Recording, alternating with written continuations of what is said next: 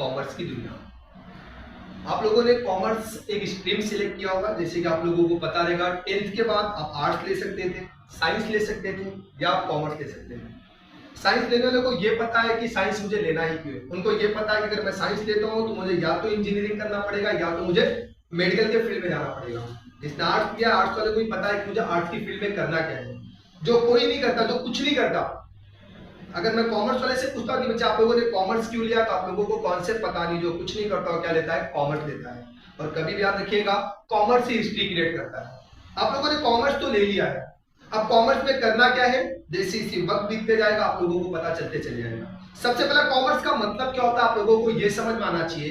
Commerce का इन हिंदी मतलब होता है वाणिज्य। वाणिज्य का मतलब होता है व्यापार करना। अगर मैं इसको अलग वे में बोलता हूं तो कॉमर्स का मतलब होता है बिजनेस करना। बिजनेस का मतलब ही होता है buying and selling of goods and services. किसी से कोई चीज खरीदना और किसी को वही चीज बेच देना, इसी को क्या बोला जाता है, बिजनेस बोला जाता है। पर्टिकुलरली मैं जो सब्जेक्ट स्टार्ट करने के लिए जा रहा हूं, उस सब्जेक्ट का नाम है बीके। सबसे पहले अगर आपको किसी चीज का मतलब समझ जाता है, किसी नाम का मतलब समझ जाता है, तो आपको कोई भी डिफिकल्टीज आने वाली नहीं है। याद रखिएगा, बीके इतना आसान सब्जेक्ट आपने अपने लाइफ में कुछ पढ़ा ही नहीं रहेगा। बीके का मतलब होता है बुक कीपिंग।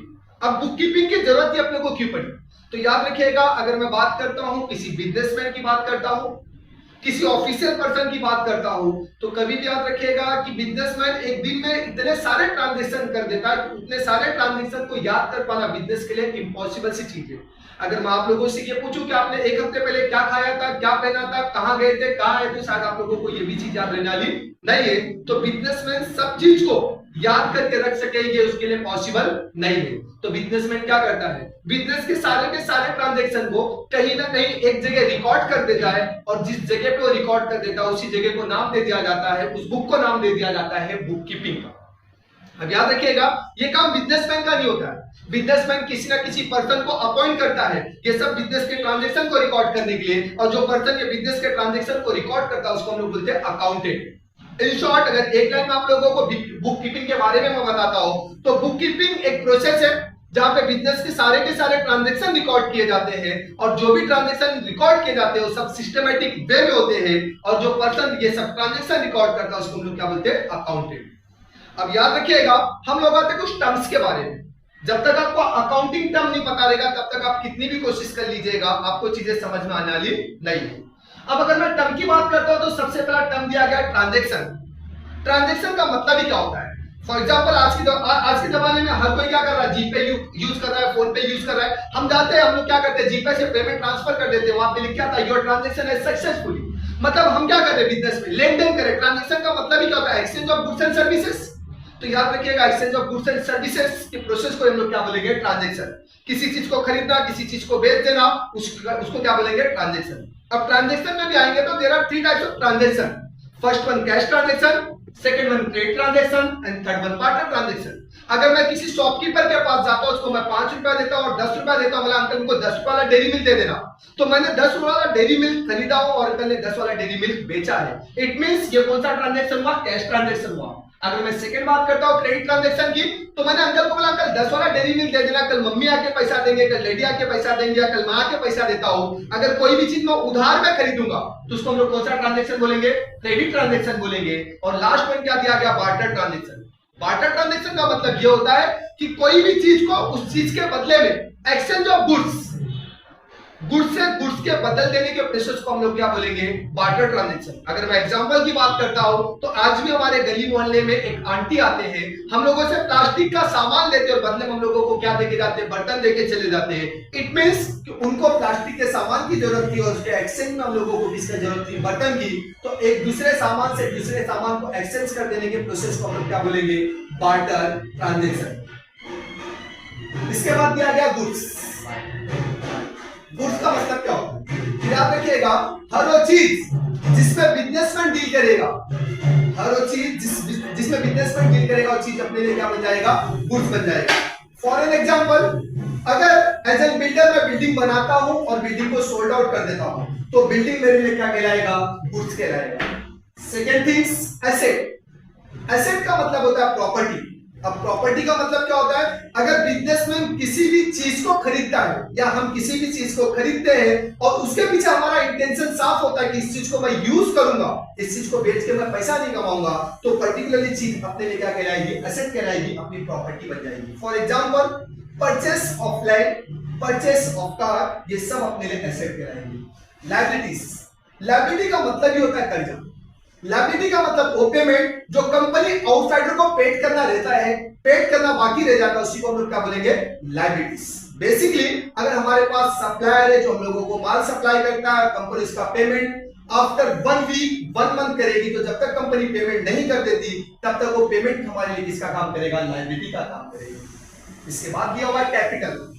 कैपिटल का मतलब याद रखिएगा, कैपिटल का मतलब होता है इन्वेस्टमेंट। जब कोई बिजनेसमैन बिजनेस को स्टार्ट करता है और स्टार्ट करने के टाइम इनिशियल स्टेज पे जो भी पैसा मार्केट में इन्वेस्ट करता है, उस इन्वेस्टमेंट को हम लोग इसका नाम देंगे कैपिटल। इसके बाद दिया गया ड्राइंग। ड्राइंग का मतलब याद रखिएगा, जैसे हर इंसान के लाइफ में दो चीजें होती है, एक प्रोफेशनल लाइफ होता है और एक पर्सनल लाइफ होता है। वैसे बिजनेसमैन की भी दो लाइफ होती है, एक पर्सनल लाइफ होती है और एक प्रोफेशनल लाइफ होती है। अगर बिजनेसमैन अपने बिजनेस से कोई भी चीज विड्रॉ करता है for the purpose of personal use, उस चीज को हम लोग बोलेंगे ड्राइंग, चाहे वो कैश के फॉर्म में विड्रॉ करे या गुड्स के फॉर्म में विड्रॉ करे। ड्राइंग के बाद दिया हुआ डेटर्स। डेटर मींस कस्टमर, हम लोग जिसको आम लैंग्वेजेस में कस्टमर बोलते हैं, अकाउंटिंग प्रिंसिपल में, अकाउंटिंग टर्म में उसको क्या बोला जाता है, डेटर। डेटर वो पर्सन होता है जिससे कंपनी को कुछ मिलता है, डेटर वो पर्सन होता है जो कंपनी को पेमेंट करता है। इसी के साथ साथ creditor. Creditor means supplier. Supplier का मतलब ये होता है कि जो बंदा दुकान वाले को, शॉपकीपर को माल की सप्लाई करता है और दुकान वाला 1 हफ्ते के बाद, 10 दिन के बाद, 1 मंथ के बाद दुकान वाला सप्लायर को पेमेंट करता है। तो याद रखिएगा, जो पेमेंट कंपनी आउटसाइडर को करती है उस कॉन्सेप्ट को हम लोग नाम देंगे क्रेडिटर का। और लास्ट से 9 नंबर पे दिया गया बैड डेट। बैड डेट का मतलब होता है पैसा डूब जाना। फॉर एग्जांपल मैं एक शॉपकीपर हूं, अगर मैंने एक शॉपकीपर हूं, मैंने 10 कस्टमर को 12 कस्टमर, 15 कस्टमर या 20 कस्टमर, मैंने लोगों को गुड्स उधार पे बेचा हो। उधार का मतलब क्या होता है कि जो पेमेंट मुझे फ्यूचर डेट में आने वाला रहेगा उसको हम लोग क्या बोलेंगे, क्रेडिट ट्रांजैक्शन। अब याद रखिएगा, अगर मैंने 15 कस्टमर को उधार पे बेचा हो तो जरूरी ये नहीं कि 15 के 15 लोग मुझे पेमेंट कर दें। उसमें से कुछ ना कुछ लोग गद्दारी करेंगे, कुछ ना कुछ लोग बेवफाई करेंगे, और जो लोग मेरा पैसा मुझे नहीं देने वाले हैं उसी टर्म को क्या बोला जाएगा, बैड डेट। बाद में दिया हुआ सॉल्वेंट और इंसॉल्वेंट। सबसे पहले मैं बात करता हूं इंसॉल्वेंट की। अगर इंसॉल्वेंट आपको समझ जाएगा तो सॉल्वेंट खुद ब खुद समझ जाएगा। इंसॉल्वेंट का मतलब होता है कंगाल हो जाना, इंसॉल्वेंट का मतलब होता है भिखारी हो जाना। फॉर एग्जांपल मेरे पास 10,000 रुपीज है और मैंने मार्केट से कर्जा ले रखा हूं 1 लाख रुपया। अगर मैं पूरा कर्जा रिपे करने पे भी आऊंगा तो ज्यादा से ज्यादा मैं 10,000 रुपीज रिपे कर पाऊंगा। इसके बाद मेरे पास 1 रुपया भी नहीं बचा, 1 रुपया की मेरे पास प्रॉपर्टी बची, लेकिन अभी भी मेरे सर पे कर्जा कितना है, 90,000 रुपीज का। ऐसे हालात में, ऐसे पोजीशन में मुझे एक टर्म याद आता है इंसॉल्वेंट। इट मींस कंगाल हो जाना। सॉल्वेंट का मतलब इसका अपोजिट। मेरे पास 1 लाख रुपया है और मैंने मार्केट से कर्जा केवल 10,000 रुपया लिया हो। अगर सबके सब लोग मुझसे पैसा मांगने आ जाएंगे तो मैं इजीली उनका पेमेंट कर दूंगा, उसके बावजूद भी मेरे पास 90,000 रुपीज बचेगा। ऐसे टर्म, ऐसे कॉन्सेप्ट को हम लोग बोलेंगे सॉल्वेंट। बाद में दिया गया नरेशन। नरेशन का मतलब होता है नरेट करना। नरेट करना मतलब क्या, एग्जांपल के तौर पे आप लोगों ने कोई मूवी देख के आए, जो मूवी की ड्यूरेशन थी 3 आवर्स की, 3 घंटे की आप मूवी देख के आए, और देख के आने के बाद मैंने आप लोगों से पूछा कि आपने ये मूवी देखा क्या, आप लोगों ने बोला हाँ। मैंने आपसे पूछा कि मूवी की स्टोरी क्या है, आप लोगों ने स्टार्ट टू एंड पिक्चर बताना चालू किया, और उस पिक्चर को जिसको आप लोगों ने 3 घंटे में देखा था 3 मिनट में मुझे डिस्क्राइब कर दिए। और याद रखिएगा, किसी भी पिक्चर को शॉर्ट वे में बता देना, उसी को क्या बोला जाता है, नरेशन। तो नरेशन का मतलब ये होता है कि लंबी चौड़ी कहानी है उसको शॉर्ट फॉर्म में बता देना, उसको नरेशन बोलेंगे। और नरेशन जो स्टार्ट होता है वर्ड बीइंग से होता है। ये बात हम लोग कर रहे थे अकाउंटिंग टर्म का। एक बार अगर आप लोगों को अकाउंटिंग टर्म समझ में आया तो यही सेम चीज आगे रिपीट एंड रिपीट होने वाली है। तो जैसे हम लोग चैप्टर नंबर 2 में जाएंगे तो हम लोग ये देखेंगे कि व्हाट इज अकाउंट, अकाउंट क्या होता है, अकाउंटिंग प्रिंसिपल क्या होते हैं, गोल्डन रूल्स क्या होते हैं। एक बार अगर आप लोगों को गोल्डन रूल्स समझ में आ गया तो अकाउंट्स काफी इजी हो जाएगा। आप लोगों को ये टॉपिक अच्छा लगा रहेगा, आप लोगों को ये चीजें समझ में आई रहेंगी। Wait and watch chapter number 2 के लिए। Thank you.